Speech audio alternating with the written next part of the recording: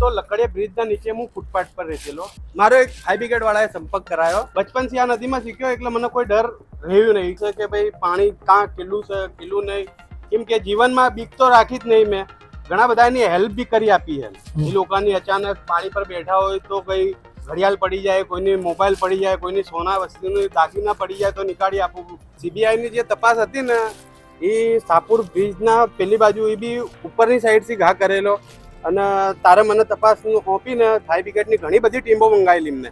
પણ પહેલો ફોન મેં નીકાળી આપ્યો એમને. 25,000નું ઇનામ મળેલું ને એક સર્ટિફિકેટ મને આપેલી છે સીબીઆઈ. કેટલી ફેરી મેં મદદ કરી આવ્યો. કોઈ તલવાર નાખી હોય, મર્ડર કરીને જે વસ્તુ નાખી દે એ હું કાઢીને આપી દઉં. એવી જોબ છે નહીં કે હું કરી શકું. કેમ કે છેલ્લે મારા કને એક આ કામ છે.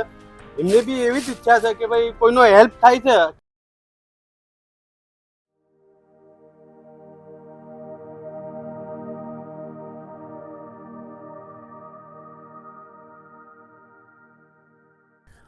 તમે પોલીસને કદાચ ચારે બાજુ તપાસ કરતી જોઈ હશે. મર્ડર હોય કે કોઈ મોટો ગુનેગાર હોય, તે પોતાના પુરાવા નાશ કરવાનો હંમેશા પ્રયાસ કરતો હોય છે. અને તે ઘણી વખત અમદાવાદની વાત કરીએ તો જે ગુનામાં ઉપયોગમાં આવેલા હથિયારો નદીમાં નાખી દેતા હોય છે. ત્યારે પોલીસ માત્ર કામ કરે છે તે વાત તો સાચી છે, પરંતુ પોલીસની સાથે એવા લોકો પણ હોય છે જેમના વગર આ સમગ્ર તપાસ અધૂરી હોય છે. આવા જ એક વ્યક્તિ આકાશ દંતાણી આપણી સાથે છે. અને આકાશ દંતાણી ઇન સેકન્ડ ગુજરાતમાં આપનું સ્વાગત છે. આકાશભાઈ, મારે થોડું જાણવું છે કે તમે ઘણા વર્ષોથી રિવરફ્રન્ટની આસપાસ રહ્યા, તો તમારું નાનપણ ને કઈ રીતે અહીંયા મોટું થયા, તમે થોડુંક જણાવો તમારા આકાશભાઈ. હા, પેલા રિવરફ્રન્ટ હતું ને એ પેલા અમારી ઝૂંપડપટ્ટી હતી. મેં તારથી નદીને તરવાનું શીખ્યું છે અને ઘણી બધી એજન્સીઓને મેં મદદ કરી આપી છે. સીબીઆઈ છે, અમદાવાદ ક્રાઇમ બ્રાન્ચ છે, લોકલ ડિવિઝનની બી ઘણી બધાની મદદ કરી આલી છે. અને તરવાની વાત કરું ને તો તરવાનું તો હું આ બચપનથી જ અહીંયા શીખ્યો છું. તમે ખૂબ નાનપણમાં સંઘર્ષમાં રોડ પર સૂઈ રહેતા હતા, તો એ વખતે પણ પોલીસ તમારી પાસે મદદ માંગતી હતી કે અચાનક જ પોલીસે તમારો સંપર્ક કર્યો અને શું થયું? પહેલી વાર શરૂઆત કેવી રીતે થઈ? પહેલી શરૂઆત તો લકડિયા બ્રિજના નીચે હું ફૂટપાથ પર રહેલો. રિવરફ્રન્ટની આ જે પાડી છે એના પર મારા પરિવારને લઈને ફૂટપાથ પર રહેલો. અને ત્યારથી મારો એક ફાયર બ્રિગેડ વાળાએ સંપર્ક કરાયો કે ભાઈ આવી આવી વસ્તુ છે. બોલે કે ફોન નાખી દીધા સીબીઆઈનો. જ્યારે ફોન નીકાળવા હતા ત્યારે મને કહેવા આવ્યા કે ભાઈ આવી આવી મદદ છે. બધાએ કોઈ કીધું હશે કે ભાઈ રિવરફ્રન્ટમાં આ છોકરો સારી હેલ્પ કરી આલે છે તો તમે એના કને જાઓ અને એ તમને કરી આલશે. તો પોલીસવાળા મારા કને સંપર્ક કરાયો. ત્યારે મારું જીવન કેવું ફૂટપાથ પર રહેલો હું. આકાશભાઈ, બીજું એક વસ્તુ જાણવા માંગીશ કે નદીમાં ઘણી વખત પૂર આવે, ઘણી વખત પોલીસને અડધી રાતે બી તમારી જરૂર પડતી. તમને ક્યારે ડર નથી લાગ્યો કે નદીની અંદર કૂદવું, નદીની અંદર શું થાય કે નદી અને તમારી સાથે એકદમ નાતો થઈ ગયો છે? શું થઈ ગયું? મારા બચપનથી નદી અંગાત નાતો થઈ ગયો છે. કેમ કે બચપનથી આ નદીમાં શીખ્યો એટલે મને કોઈ ડર રહ્યું નહીં. કેમ કે હર એક જગ્યાનું નોલેજ મને આવે છે કે ભાઈ પાણી કાં કેટલું છે કેટલું નહીં. કેમ કે જીવનમાં બીક તો રાખી જ નહીં. મેં ઘણા બધાની હેલ્પ બી કરી આપી છે. અચ્છા, કેવા લોકો તમારી પાસે મદદ માંગે આવે છે? પોલીસ સિવાય કેવા લોકો તમારી પાસે આવતા હોય? આ જે લોકલ હરવા ફરવા માટે આવે છે, જે બહારથી આવે છે, એ લોકોની અચાનક પાણી પર બેઠા હોય તો કઈ ઘડિયાળ પડી જાય, કોઈની મોબાઈલ પડી જાય, કોઈની સોના વસ્તુની દાગીના પડી જાય તો નીકાળી આપું. ઘણા બધાના તો ફોન બી ભારી નીકાળી આપ્યા. અચ્છા, આકાશભાઈ, બીજું મારે જાણવું છે કે સીબીઆઈએ તમારો સંપર્ક કર્યો તો તમે નદીના કયા ખૂણે તમે તપાસ કરી? શું મળ્યું તમને નદીમાંથી? મને જ્યારે સીબીઆઈની જે તપાસ હતી ને એ સાપુર બ્રિજના પેલી બાજુ એ બી ઉપરની સાઈડથી ઘા કરેલો. અને તારે મને તપાસ સોંપીને સમજો કે મિનિમમ આખો દિવસ મારો નીકળી ગયેલો. જાણે કે સામેવાળાના કોર્ટ બોલું હાલ દે. અને સીબીઆઈએ મારે કને સંપર્ક કર્યો ને બોલે કે આવું છે તો ને કલાક 2 કલાકમાં એમને નીકાળીને આલ્યા. ફાયર બ્રિગેડની ઘણી બધી ટીમો મંગાવેલી એમને. પણ પહેલો ફોન મેં નીકાળી આપ્યો એમને. ઓકે, સીબીઆઈ તરફથી તમને કોઈ પ્રશસ્તિ મળી હોય કે કોઈ ઇનામ મળ્યું એવું કંઈ બન્યું? મને 25,000નું ઇનામ મળેલું. 25,000નું ઇનામ મળેલું ને એક સર્ટિફિકેટ મને આપેલી છે સીબીઆઈ. ઓકે, બીજી તરફ અમદાવાદ ક્રાઇમ બ્રાન્ચ બી ઘણી વખત તમારો સંપર્ક કરતી હોય છે, તો હથિયારો ક્યારેક નીકળ્યા છે નદીમાંથી? નદીમાંથી હથિયારો તો ઘણી ફેરી નીકળે. એક ફેરી મેં રિવોલ્વર નીકાળી આપી. એના પછી બી કેટલી ફેરી મેં મદદ કરી આવ્યો. કોઈ તલવાર નાખી હોય, મર્ડર કરીને જે વસ્તુ નાખી દે તે હું કાઢીને આપી દઉં. ઓકે આકાશભાઈ, અત્યારે તમે શું કરો છો? અત્યારે તમારું જીવન નિર્વાહ કઈ રીતે થાય છે? મારું જીવન તો એક ઓટો રિક્ષા ચલાવું છું. બાકી મારા કને કઈ એવી જોબ છે નહીં કે હું કરી શકું, કેમ કે છેલ્લે મારા કને એક આ કામ છે અને ઓટો રિક્ષા ચલાવું છું બસ. તમારા બાળકો છે, પત્ની છે, તો તમને ક્યારે એ લોકો એવું કહે છે કે નદીમાં કૂદવું નહીં અથવા કે નદીમાં સાચવીને જવું, કે એમની બી એવી ઈચ્છા કે લોકોની મદદ કરવી? એમને બી એવી જ ઈચ્છા છે કે ભાઈ કોઈનો હેલ્પ થાય છે, કેમ કે અહીંયા કોઈ હેલ્પ કરવા વાળું એવું છે નહીં અને તમને આટલું નોલેજ છે તો તમે કરી શકો છો. ઘર પરિવાર વાળી બી આપણે નહીં બોલતા. આકાશભાઈ, બીજું એક વસ્તુ જાણવી છે કે મારે કે તમે અત્યારે તો સોશિયલ મીડિયામાં ખૂબ છવાયેલા છો, તમારા ઘણા બધા વિડીયો આવ્યા અને તમે નદીમાં, તો એનાથી તમને કોઈ મદદ મળી, ક્યારે કશું હેલ્પ થઈ હોય, અથવા તમે એવું ઈચ્છો છો કે તમે ખરેખર લોકોને મદદ કરો અને તમને ક્યારે એપ્રિસિએશન ના મળ્યું, એવું બન્યું કરે?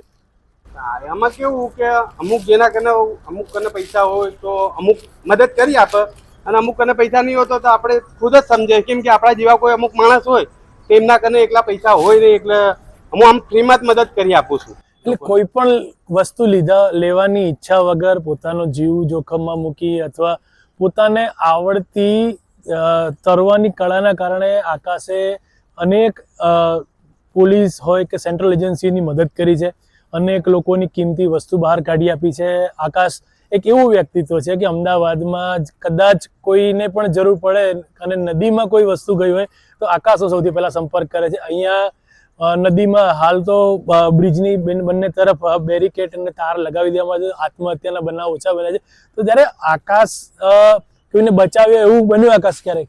મેં ઘણા લોકોને, કેમ કે મારું તો બચપન આખા નીકળી ગયું છે અને આ તો જાળી લગાવી તારે સુસાઇડ નહીં કરતા, બાકી આ જે પાડી છે પાડી પર આવીને કૂદી જાય છે, એવા ઘણા લોકો 200 લોકોને તમે બચાવ્યા બી છે અને કેટલી તો ડેડ બોડીઓ બી મેં નીકાળ્યા, જે નહીં મળતી ડેડ બોડીઓ બી મેં કેટલી નીકાળ્યા.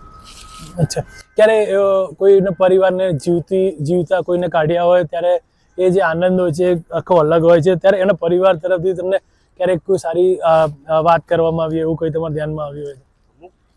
એક છોકરો જયારે પડેલો ને એક છોકરાને મેં નીકાળેલો ને, એમના ઘર પરિવાર વાળા હતા તો એમને બચાવીને તરત એમને પોલીસનો સંપર્ક કરીને એમના પરિવારને બોલાવ્યો. તારે એ છોકરાને જે પરિવાર છે તો એમને એમ કીધું કે ભાઈ મારા છોકરાનો જીવ બચાવ્યો તો બહુ સારી વાત છે બોલે તમે. તો ઘણી ફેરી એવી રીતે ઘણી બધી મદદ કરી આપી છે મેં, બચાવવામાં બી બાકી નહીં રાખ્યું, કેમ કે મારું તો બચપન અહીંયા નીકળી ગયું.